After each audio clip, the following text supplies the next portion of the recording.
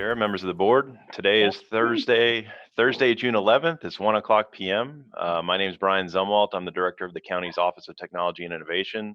I'll be playing the role of technology moderator for today's virtual meeting. On the panel with me is Don Crowell from the county attorney's office, who'll be serving as process moderator. As usual, before we start the meeting, I'll do a quick roll call and make sure we have adequate communications from each commissioner, and then we'll get started. We'll start with Commissioner Eggers. I'm here. Good afternoon. Good afternoon. Commissioner Seal. I'm here. All right, good to see you. Commissioner Welch. I'm here, Brian. All right, Commissioner Long. Good afternoon. I'm here, everybody. All right, Commissioner Justice. Good afternoon, Brian. Good afternoon. Commissioner Peters. Good to see you, Brian. All right, good to see you too. Commissioner Gerard. Here I am. All right, Madam Chair, we got our quorum. I'll turn the meeting over to you. All right, great. And I'm going to turn it right over to Barry. Just wanted to say thank you guys for clearing your schedules. I think it's important for us to stay in front of the public eye talking about this so it doesn't look like we've forgotten like everybody else seems to have forgotten. But anyway, Barry and I have been talking a little bit about what our plans are for doing some marketing around this subject. So Barry, maybe you can fill them in. Sure. Good afternoon, commissioners. Commissioner Jard asked that we call this meeting to really talk about the numbers. And, as we see the number of cases in Pinellas County increase, the questions, what's driving that? Is that an acceptable number? What do we do about it? And all those questions that I know your constituents and we have received, and, for people that are concerned. And we're concerned also. It's not surprising that the numbers went up. We've talked about that for the last several months. As we reopen our economy, as we increase the number of testing, we're going to see more cases that is occurring. But what we're also seeing is more community cases, and we're also seeing people that have kind of forgotten about that we still have a serious issue here with the coronavirus in the community. So that's really the frame, work for the discussion. Over the past, few weeks, from May 30th to June the 3rd, we had an average count of 27 new cases a day. Between June the 4th and June 8th, we saw an average daily count of 54 cases a day. The question is, if you look at that from a percentage, you go, wow, but you also can look at that and say 54 cases, we have 1 million people in the county, and we've reopened our economy. The question is what's acceptable and what options do we have? Yesterday, and actually, this morning, we received news that we had the highest one-day count that we've seen, and that was, Dr. Chow, correct me, but I think about 123 or thereabouts. And so, that's a significant number. A one-day count doesn't necessarily show a trend. That could have been a data dump where they did a significant amount of testing, or it could be just new cases, out in the community, and we have adequate testing to be able to identify that.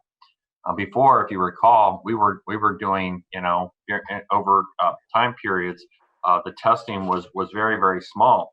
Now we've seen, weekly testing go to, over 2,000. In 1 week, we had 2,500, tests. So we significantly increased that. If we look at the averages on the number of tests, in other words, the percent positive in the community, it's remained relatively the same. We were down in the low, 1% early on, and now we're seeing at some points 2.5%, but still well below. We had a one-day spike of 4.5%. But again, under the World Health Organization, it says you can reopen your economy at 5%. So even under those standards, that is an acceptable amount. But clearly the trend's not good.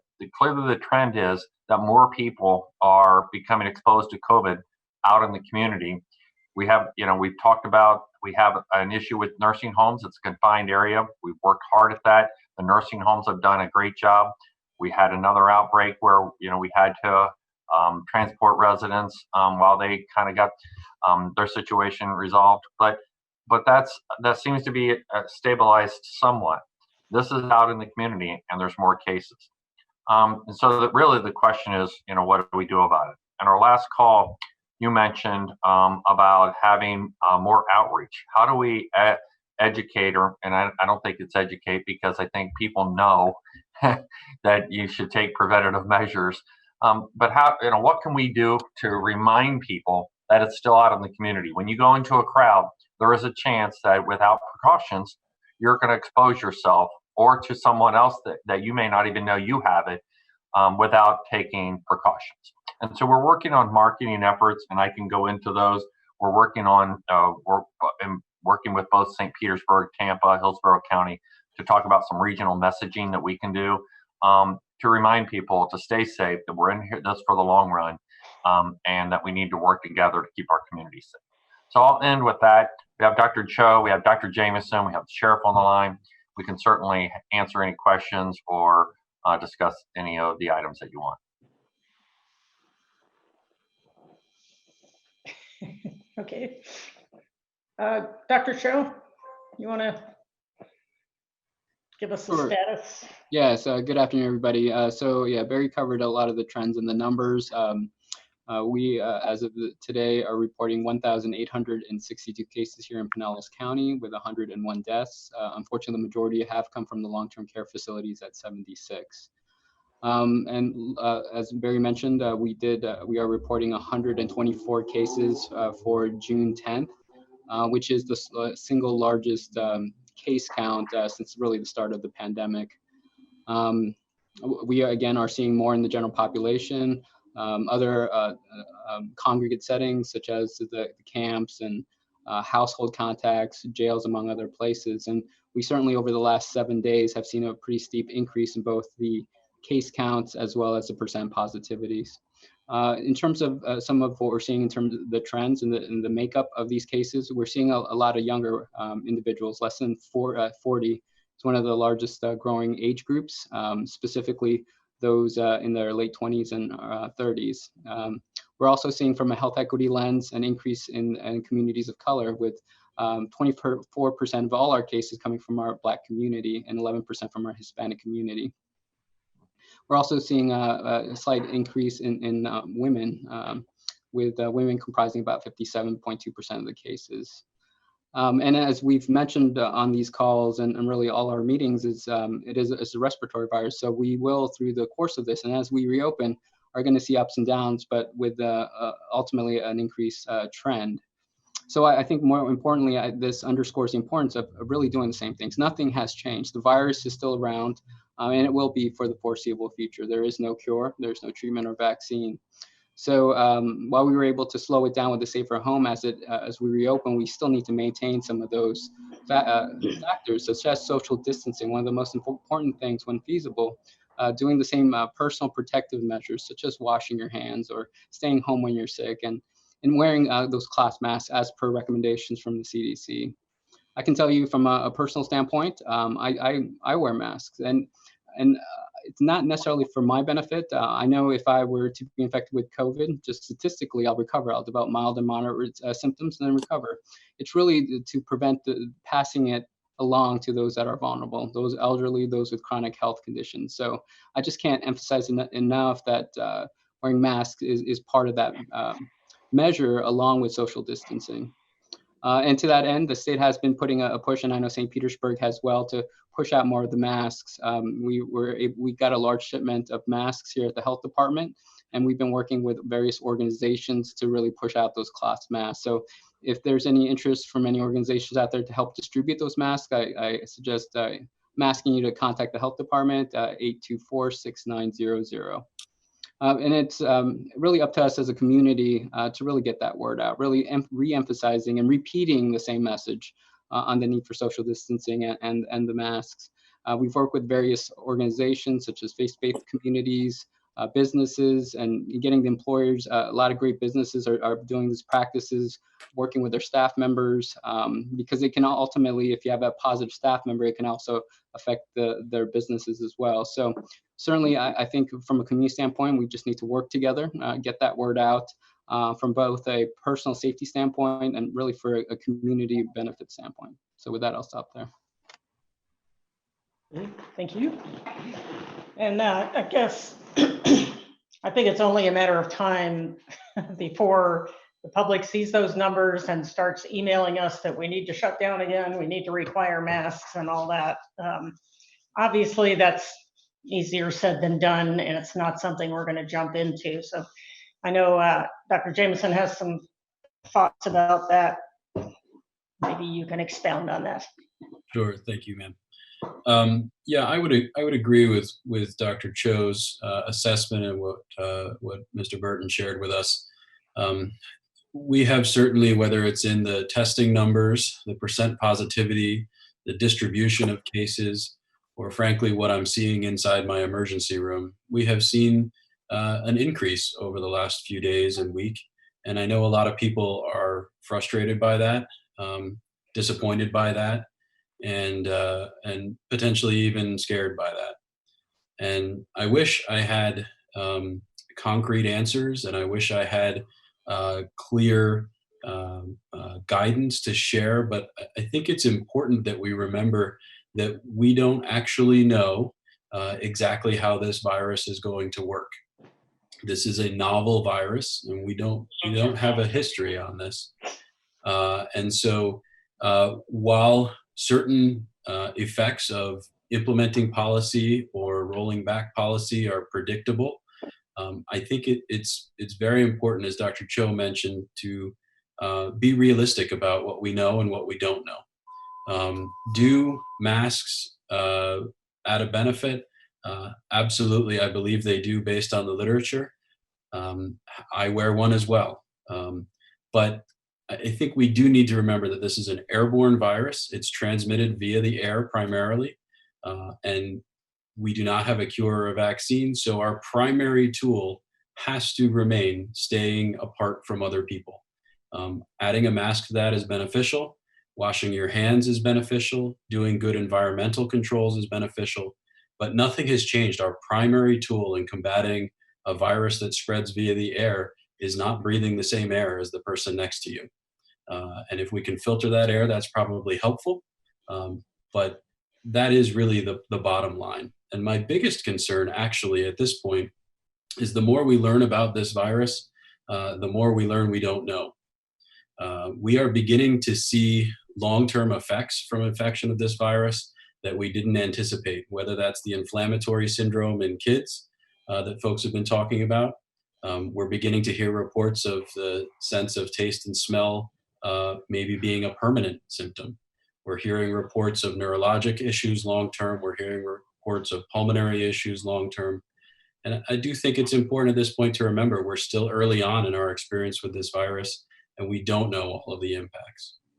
That being said, we do need to stay with the basic things that we do know work for preventing the spread of a virus like this, and to be realistic about what we do and don't know, and what we can and can't impact in terms of the course of the virus. Thank you. Do I have any questions for either of the doctors? Commissioner Welch? Thank you, Madam Chair. Two questions. The first is on the data. That 124 from yesterday, we said that might be because of a data dump, but do we have any certainty at this point about what drove the 124, that almost doubling of cases? No, Dr. Cho, do you? No, have it'd more be insight into hard that? to say in a given day, because I think you're going to see outliers, and hopefully this is an outlier and not a new leveling off point. But I think what's more important is to continue to look at the day-to-day trends. If it and the next day or today's numbers show around the same time, that might be a new sort of plateau. So again, I think it's monitoring those trends and to sort of even out so some of the day-to-day testing numbers and that dump, the data dump. You can also look at some of the rolling. So you can average out and sort of flatten it, averaging counts, 7 or 14-day counts for the case counts and the percent positivities. And even looking at those, you can see that gradual trend.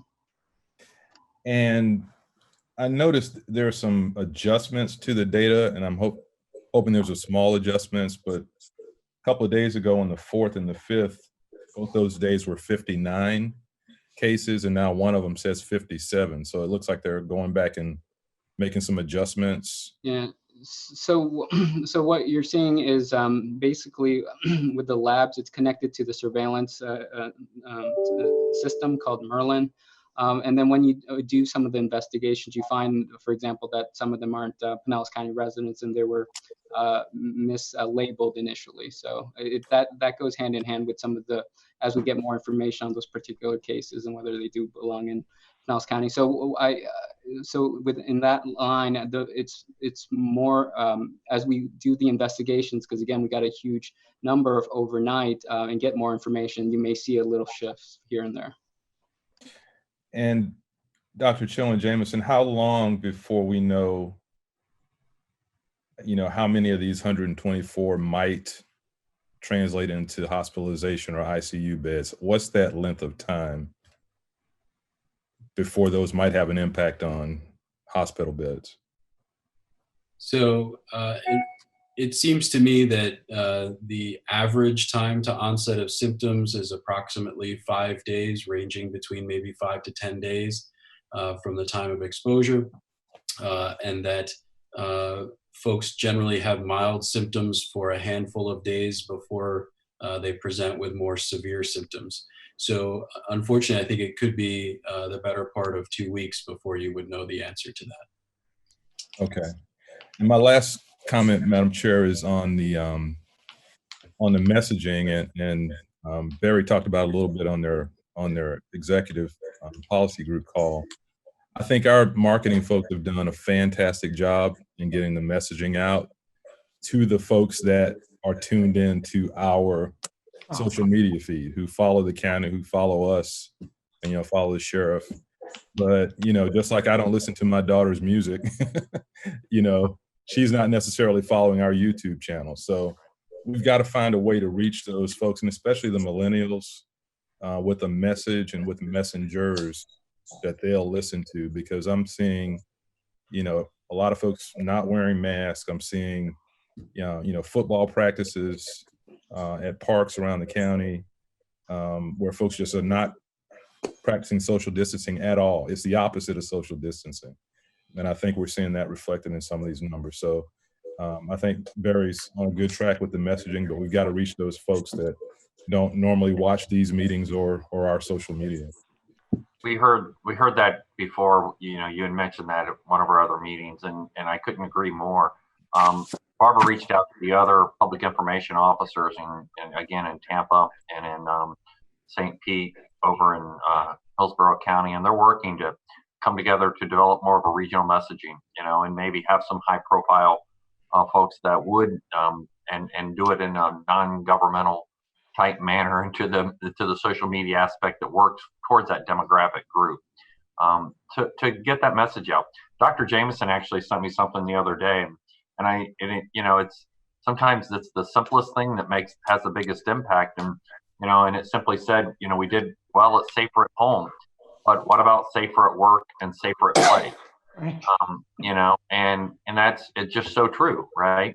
We knew what to do when we stayed home. We were trying to keep ourselves separated, and we've kind of forgotten that as we kind of reopen the economy and go back to work and go back to play, and kind of getting on with your life. So how do we translate that into a message that will resonate with folks, and that they take that seriously and understand that we need to do this for a long time, and so we need to kind of establish that new norm. So they've got that messaging. I sent what Dr. Jameson sent, and I know others have looked at the same thing, and they're going to work on kind of developing that, and we'll bring that back to you as they refine that more. Thank you, Madam Chair.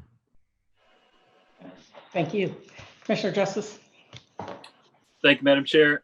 And Commissioner Welch hit on the big point. What's our overall positive testing? I mean, we're at about 2% positive from actual cases to total tests. Is that right? I can answer that because I've looked at the more recent numbers. We have been in the past averaging around 2%, but over the last 7 days, it's been closer to 4%, actually, 3 to 4%. So we have seen, again, that increase if you look at over the last 7 days. But overall, through the pandemic, it's been averaging around 3%. And so we've got, according to the dashboard, about 58,000 tests done. I guess I'm still trying to wrap my head around where is the good data as far as what does that mean as far as the general population. We do have the high percent of the severity cases in the long-term care in the contained areas. Do we have an idea of the folks that get it, that are tested positive, the level of severity that they have it? Is it just the mild symptoms, or what percentage are actually presenting with severe cases that are not long-term care, but maybe are coming into Dr. Jameson's ERs and those? Do we have an idea of what those numbers look like? I think some of the challenge even with the positives, a number of these ones that were positive were either contacts or so some of them may have been asymptomatic. I would go back to looking at some of the statistics in the hospitalization. You can see overall 24% of all of our cases have been to the hospital, whether it was a day, how severe it was. That's really unknown with that figure. But also looking at some of the death rates, you can see that as I mentioned, the more increase that we're seeing is the more the younger population, and generally, and what we have seen is that they develop the mild to moderate to asymptomatic symptoms. It's usually those with chronic conditions, the older ones, that do succumb to this illness. I can say, again, I think we're refining some of that data in terms of the hospitalization and the severities, and I can get back to you on that as well. And I'd like to jump in on that too, if I could. So I think that we are seeing more cases in younger people who would be anticipated to have more mild disease in general. But I also think that we're getting better at treating this the more we learn about it. So as we learn how to take care of the more severe cases in the best way possible in the hospital, hopefully the length of hospitalization, the number of people on ventilators, the mortality rate goes down. And I think we're beginning to see some progress from our efforts to learn about the virus. I have heard some things out there about maybe the virus is less severe or a weaker strain than it used to be. And I have not seen anything convincing that is the case. So it's for us, I mean, for the general public, but what I see on social media and in the news and from valid news sources is that the data, not the data, but the explanation of the disease changes so frequently. It is transmittable on surfaces. It's not. It stays. It's hands are the best gloves. No, not gloves. Mask. Not. And you have one sub person at the World Health Organization who says don't wear a mask, and it goes. That's what travels by wildfire on social media. Even though in the second paragraph it said more study is needed, they don't read the second paragraph. They just read that headline. So, Dr. Cho, you and I emailed a little bit about contact tracing, and I wanted to get your feel on an update on that, and how much merit does that have in a county of 1 million people that's interacting so much? The contact tracing, how valuable is that, or is that kind of chasing our tail? No, I think, and I think I've spoken on contact tracing on probably a few of our calls, is that it's something that we've always do for any communicable disease or reportable disease. So we've done that really since the start of public health. With COVID, obviously, because of how transmittable it is challenging, certainly. And to that end, we were able to leverage some of our clinical staff. We were able to hire more OPS. I know the state's putting more dollars into getting more of these contact tracers here throughout the state. They've recently, and I think this is the email we sort of went back and forth on, is that they are looking, and I don't know if it's finalized complete. It has actually with they contracted with private vendors to assist in some of the contact tracing efforts. But I can say it's not just contact tracing alone. I think some of it does include that access to testing, and I think we've done a lot of great work with increasing community testing. But it's also the most important thing. It goes back to our original message, that social distancing. And you have to have all of those components to sort of get ahead of this and sort of blunt the trends that we're seeing. Thank you. And then, Madam Chair, one last thing is, Barry, you saw in St. Petersburg, they had a large donation of masks from a private entity to the city, and they've been distributing those to some point. I didn't know if it was worth. We had a large list of our manufacturers that kind of swung into action when this all started. If we have an opportunity to partner with them to manufacture masks, or maybe someone to donate. But are we also providing masks for county employees that are still showing up to work? And what are we doing for our county employees as well? We have both and provided masks, and we will supply anybody with masks for our county employees, and also all of the other type of PPE. We've got shields, where we've installed or will be installing, where we have public counters and all the general preventative measures. So facilities did an assessment and worked, department by department, agency by agency, and to look at what their individual needs were, and then they're trying to address that as part of the reopening. Okay, thank you. Commissioner Long? Commissioner Long, sorry, I muted you, Commissioner Long. I know you did. Keep your fingers off my button, please. Yes, ma'am. So, thank you, Madam Chair. I know that yesterday Commissioner Justice sent me, I don't know if he shared it with all of you, but it was an article written by a very world-renowned epidemiologist.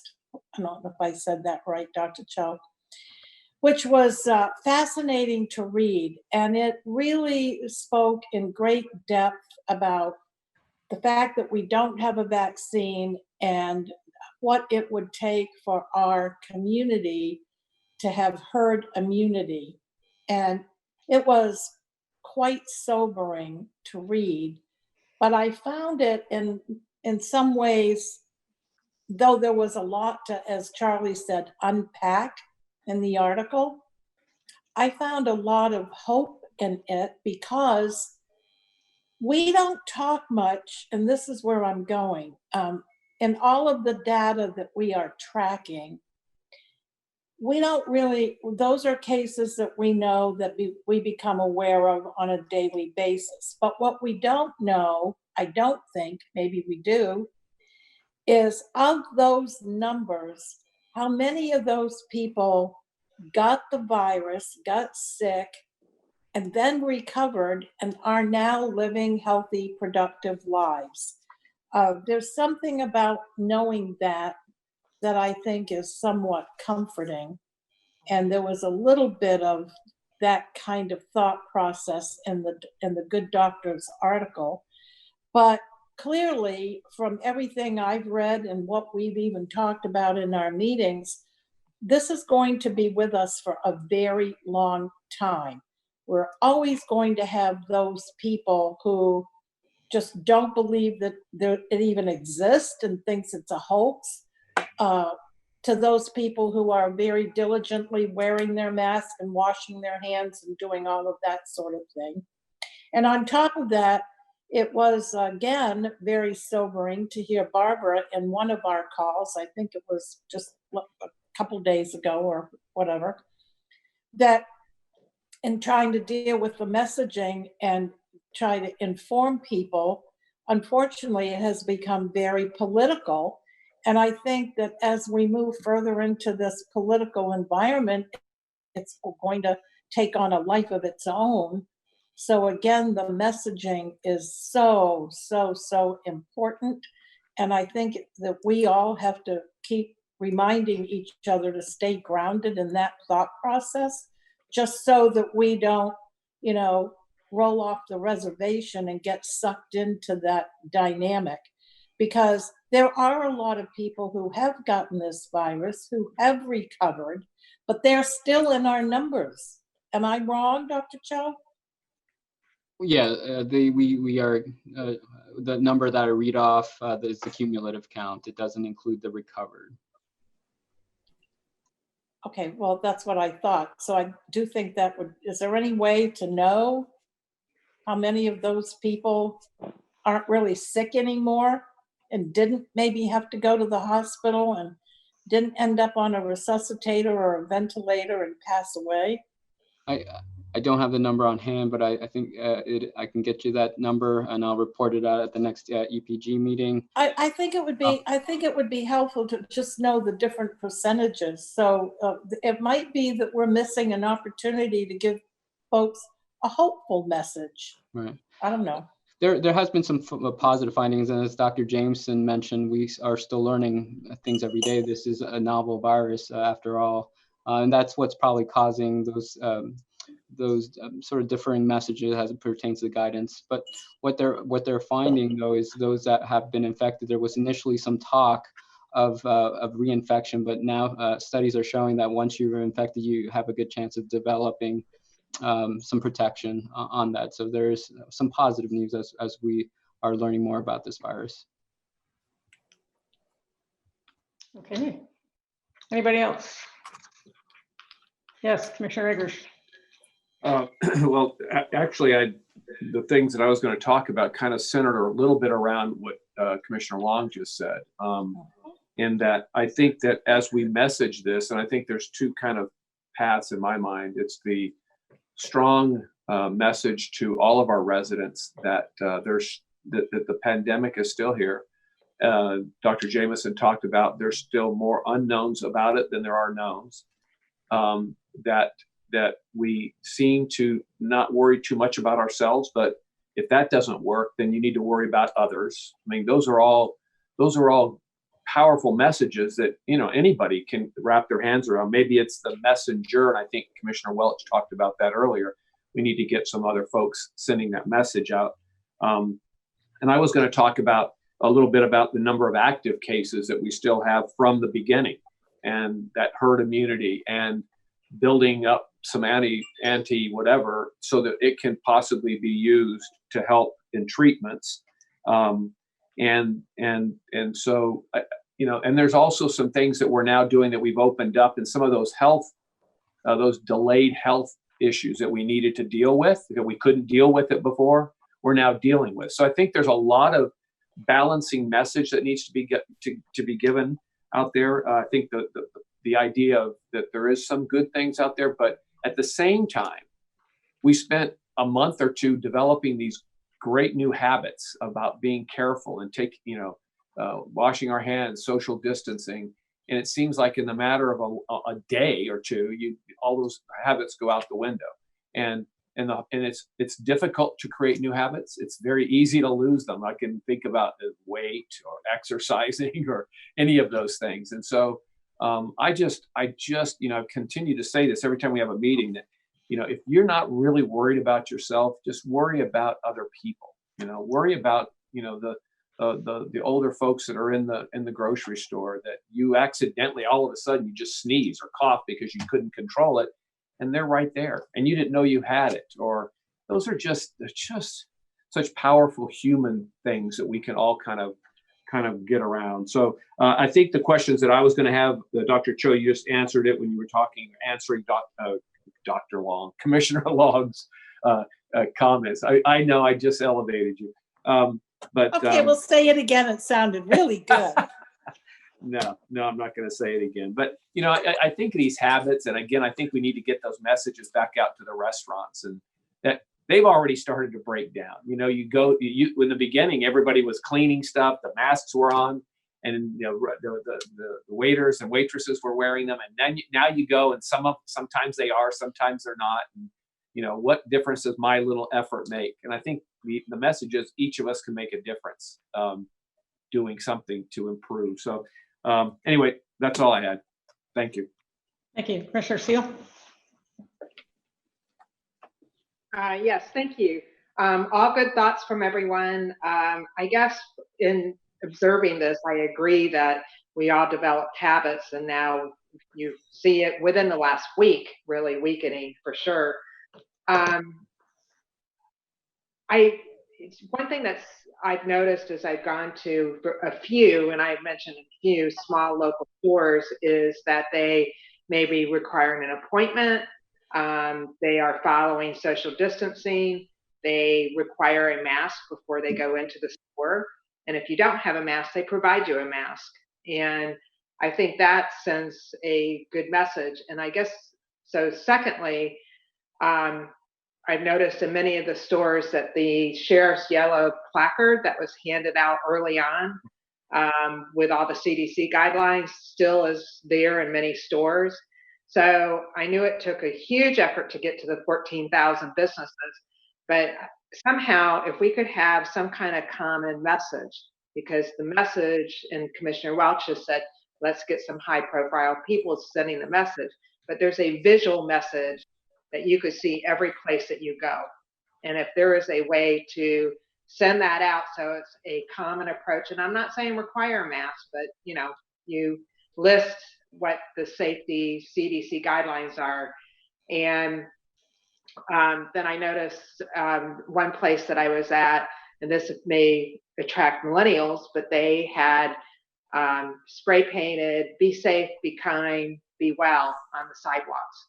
And so every different avenue, every different media opportunity, maybe simple things that we hadn't thought about might get that message across. So in a football field, put be safe, be kind, be well, or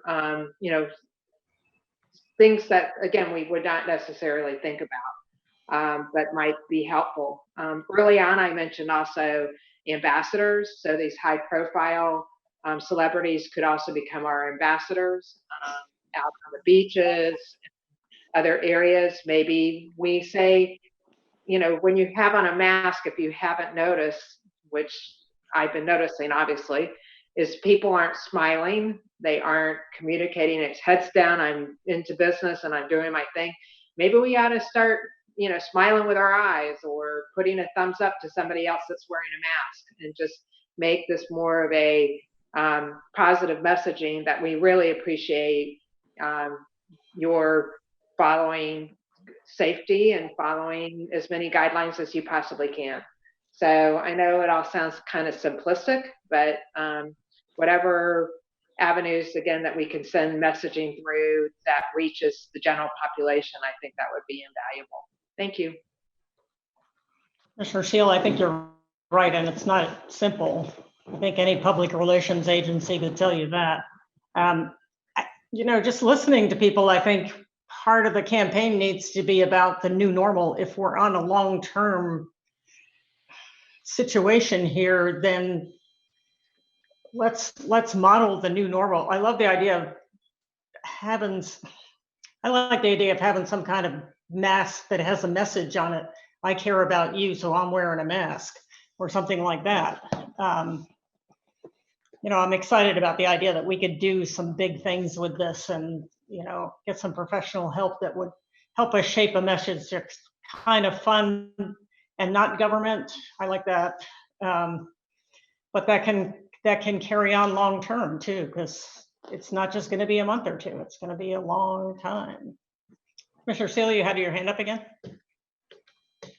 I did. I forgot to mention something, but maybe we make this the mask, and I don't know how we produce it, but make it indicative of Pinellas County, like Visit St. Pete Clearwater, and that's on the mask. Or I was talking with somebody from Dunedin, and they paint an orange on everything. So you put an orange on the mask, and so then it becomes a point of pride that you're showing your civic, your love of your county or your love of your city. So just a thought.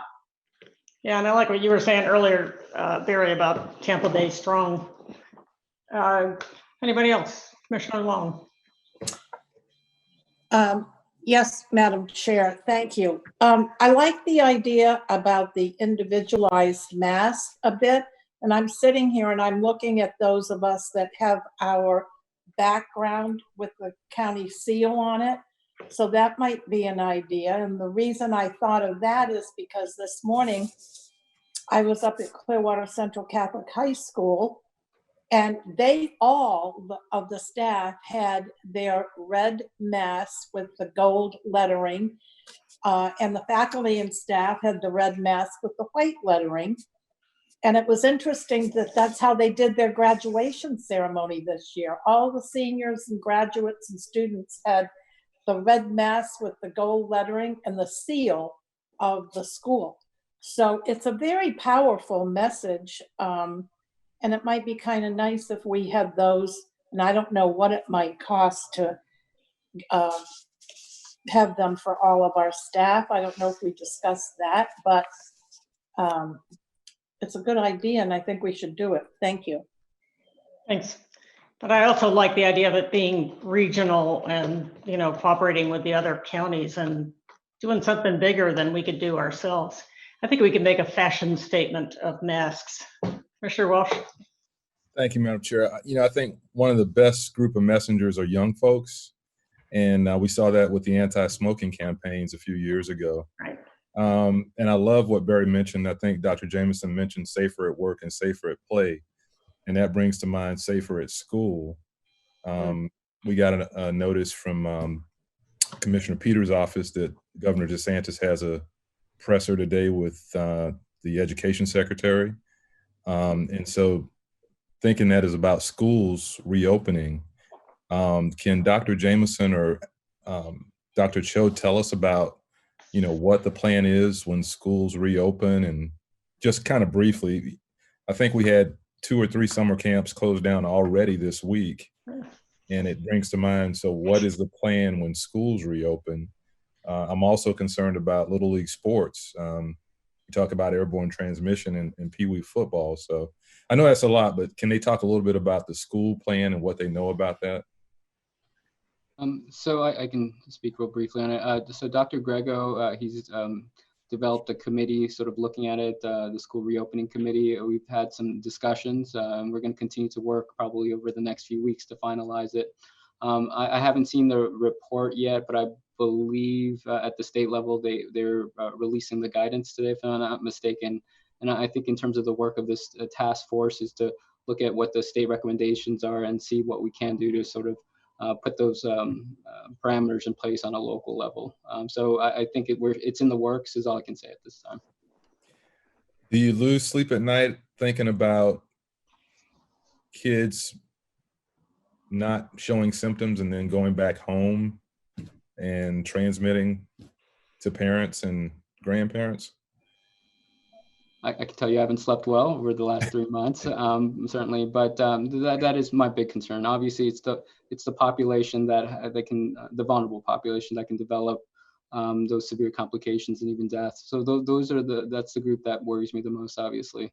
And the concern is whether it's the young adults, whether it's the youth. The biggest concern isn't really necessarily about them, but it's taking it back home to a grandparent or a father or a mother that may succumb to the illness, and that's the thing that worries me the most. Yes, sir. Okay. Thank you. Okay. Anything else? Well, yes, Sheriff. Sheriff, you'll have to unmute yourself, sir. Got it. Just to take the opportunity to tell you all, we'll get something more on it later, but along the lines of this, we now unfortunately have a big problem at the jail. The last 48 hours, we probably got close to 20 people between inmates and staff that have tested positive out there. We're getting a plan together, but we're going to have to make some very significant changes out there. Probably figure out a way to stop booking people in, but we have an issue. So just take this opportunity as you're all together to tell you about it now. As soon as I get off of this, I'll have a conference call with staff out there, and we got some things we're working on. So, but it's there, and it's a significant issue. Thank you, Sheriff. Good luck with that. Yeah, thanks. Yes, Commissioner Peters. Sheriff, and if you can't get into details, that's fine, but, and maybe you don't know how to manage that, but I mean, is it to the point where we're sending them to hospitals? Maybe you don't know, but it piqued my interest. So if you don't have answers now, maybe you can talk offline later, but I'm just curious, how's the best way to handle that? I know with nursing homes, we're sending them to the hospital. There's issues of getting them back, but I just didn't know if they were all bad enough. Are they hospitalized, or is this that they're low-level symptoms, or you do not know? The majority of the people who are affected are staff and not inmates, but we've got a whole bunch of people that have been tested and we're waiting for the test results. Right now, we have adequate respiratory isolation facilities at the jail, so there's no need to send them to the hospital. If we exceed capacity with that, then we're going to have some discussions about what to do and how to do it. Right now, we're within our capacity to handle it internally. And as far as staff goes, as an example, I mean, we're having to make some significant changes. Contact tracing is very difficult in the jail environment because everybody's in contact and you can't send everybody home. You can't cease the operations. The entire day shift of the inmate record staff, which is about 30 people, there are 2 tested positive there. We sent the entire shift out for 14 days. And we've rearranged schedules and trying to adapt accordingly. But it reaches a point where you still have to maintain the operation and you can't shut it down and send everybody home. C Barracks is another place where we have inmate workers that's totally shut down and quarantined. I really feel like we're just chasing a ball that's zigzagging down the pathway at about 100 miles an hour. And we're trying to get on some sort of a track right now. But I am concerned about new people coming into that environment. And that's where I had a phone call earlier today with the police chiefs and told them most likely we're going to get some directive out that we're just going to have to, unless it's very serious cases, I don't want to put people in that situation where we're booking them into the jail. So I think we're going to have to come up with alternatives, probably stop that unless we absolutely have to book them in. And really, as you've used that term over the last few months, but I'll use it as it relates to the jail, we got to flatten the curve. We got to slow this thing down and take some pretty drastic measures to, because we've had so many cases in the last 2 days, and we got so many people that are tested, and some of the people that were tested because they had contact, they were asymptomatic. So it's concerning. Well, and before I let you go, I just want to commend you on the job that you've done, not only on the pandemic, but on everything. You have amazing staff. I know many of them were working every single day for 3 weeks straight, and they've just done a really great job. So thank you for everything that you and your staff are doing. It's been a Herculean effort, and you've done it with grace. So thank you, sir. Thanks. Okay, Commissioner Eggers. You're muted, Commissioner Eggers. I've heard a few people mentioning the hospitals and such. Maybe could we get a kind of an update on the status of our hospitals as far? I know I see the numbers on there, but just your take, Dr. Cho, Dr. Jameson, on any. I mean, I know there were some questions earlier about with the elevated numbers now, how's that going to translate 2 weeks down the road for our hospital beds? Are you concerned right now at the levels of capacity that we have at the hospitals, or is that kind of a wait and see based on the severity of these cases that we're getting now?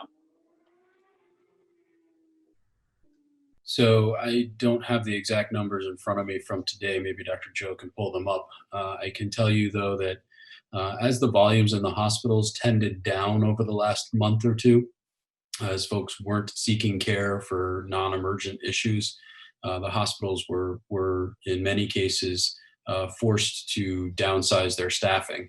And what we're seeing right now in the hospitals, and I'm hearing this from really all of our hospital systems, and certainly seeing it at my hospital as well, is that the volumes are very intermittent, and we might have a really busy day followed by a really slow day. So the hospitals are struggling a little bit to match their staffing with the demand. And as far as the capability for the full census of the hospital, I am starting to hear a little bit of concern from the hospital leadership that they're not having as much surplus capacity as they might like if things are actually ramping up over the next week or two. So just to echo Dr. Jameson, so we do track this, and the county updates this on a daily basis as well. We get the updates via ACA. I can tell you in terms of some of the trends that compared to what during the Safer at Home without the elective surgeries, we obviously had more capacity at that time. So since then, we have seen a decline in terms of ICU beds and ventilators capacity. However, over the last few weeks, it's been relatively stable. And today, for example, ICU beds are 19.6% available, and the ventilators are 83.7% available. So obviously, these are one of the major metrics we monitor. This is the sole reason we did the Safer at Home and the flattening of the curve, right? We do not want to overwhelm the healthcare system, certainly. And I've heard reports out of states like Arizona where they did see they're starting to see an increase. And I believe at a state level, they have relayed, for example, for the hospitals to be ready for another surge. And I certainly do not want to get to that point, but obviously it's something that we're going to have to watch closely. Yeah, thank you for saying about the Arizona. That's kind of where I was thinking. I had heard that they were actually very concerned already about their levels, and they were at 70 or 75% capacity. And then I was looking at our numbers, and I'm going, well, we're there now. So, I guess it's more, maybe the story there was more that they're anticipating increasing over the next couple, 3 weeks, and therefore they're concerned. I wasn't quite sure. And the only thing that strikes me, a lot of comments have been made, and I thought they were good ones, Chair and a couple of others that have said about, having some fun with these masks and bringing a different attitude about wearing them and having them. And I can tell you, I'm not upfront about wanting to do mandatory masks or anything like that, but there are two places that I think about, and that is the grocery store and the drugstore. That every time that, you're there, you're close to each other, you're running by each other. And I'm not saying it's going to make a difference necessarily, but you are in close proximity. You do have instantaneous reactions that you can't control. And there are all kinds of people are coming to our grocery store, some that are just on the way to the beach and they're got the most carefree attitude about everything. And then you've got some older folks that have picked a time to come and they're trying to be, they've got masked up, they're gloved up and everything else. And those are absolute required places to go to that, people have to get to the grocery store. They have to get to the drugstore. So I know we're not going to deal with that today, but I think that's the only thing that all the things that I hear about. And it also would mean that people are carrying a mask in their car with them so that if they're going to make a stop there, they're going to have one available. And maybe they're thinking more about it in other parts of their world. And the enforcement really comes from the drugstore and the grocery store that puts a sign up that says you must have the mask on. And we're not talking about, the sheriff having to do a lot of enforcement on that and, that kind of thing. But I think it's more about, but anyway, just a thought. So thank you.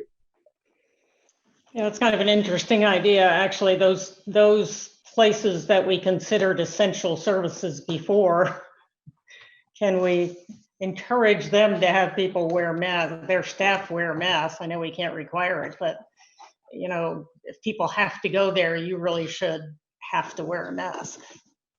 So anyway, anything else? All right, well, we're looking forward to seeing what this campaign's going to look like. Yeah, we're working hard. So we'll have more information next week, and appreciate the regional partners coming together and working collectively to try to send a positive message and do it in a way that resonates with people and helps us kind of combat this and slow the progress down. Progress. Great. I'm really hoping for Vasilevsky in a big mask. Dr. Jameson. Yeah, sorry, I just wanted to, before we end, add just one more little point about the masks. If it's not covering your mouth and your nose and fitting well to your face, you might as well not be wearing it. If your nose is out, it doesn't do any good. If it's on your chin, it doesn't do any good. It's literally a fashion statement at that point. So let's make sure we emphasize properly fitting masks that fit tightly to the face and cover both the nose and the mouth. Thank you. Thank you. Madam Chair, we got to get Tom Brady in one. Let's not forget that. Okay, well, of course. Yeah. You guys are setting the bar. I'm sure Barbara's going, oh man. All right. Well, thank you all very much. Have a nice weekend. You too.